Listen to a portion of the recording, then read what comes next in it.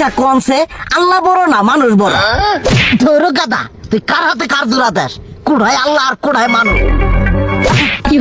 যেটা কবার কইছে ওইটা কন। আল্লাহ বড় না মানুষ বড়? আল্লাহই তো বড়। আল্লাহ বড়, তাহলে আল্লাহর কথা না হইনা মানুষের কথা শুনেন কে? তুই কি কইতাছস?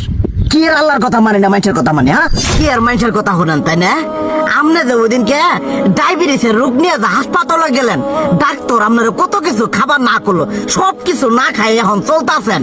তাহলে আল্লাহ যে আপনারে কইছে যে হারাম খাবার না, সুদ খাবার না, কই আপনি তো কাম কাজ বাদ দিয়ে এলাকার মধ্যে টাকা পয়সা না গায়ে খালি ওইলে দিয়েই খান। নিজেরা টিয়াও হালাল ভাবে কামাই করেন না, ওই সুদ তো না কটা টিয়া করে লাভ আহে ওইলে দিয়ে দিয়ে চলেন আর পেটা বড় বানাইছেন।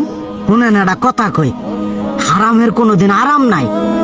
হালাল পথে রুজি রোজগার করেন, প্রয়োজনে এরা বেলা কম খায়েন, তাও শরীর পিণ্ডও ভালো থাকবো, কোনো রোগ বেদও হবো না, আরামও পাবেন, আল্লাহও খুশি থাকবো।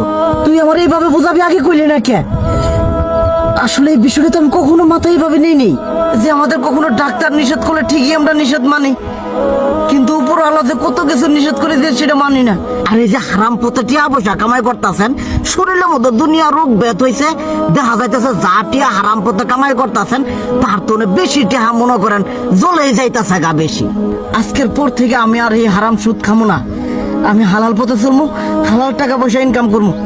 এতে করে যদি একবেলা কমও খাইতে হয় তবুও খামো, তবু আমি আর এই হারাম পথে চলবো না। আচ্ছা ঠিক আছে।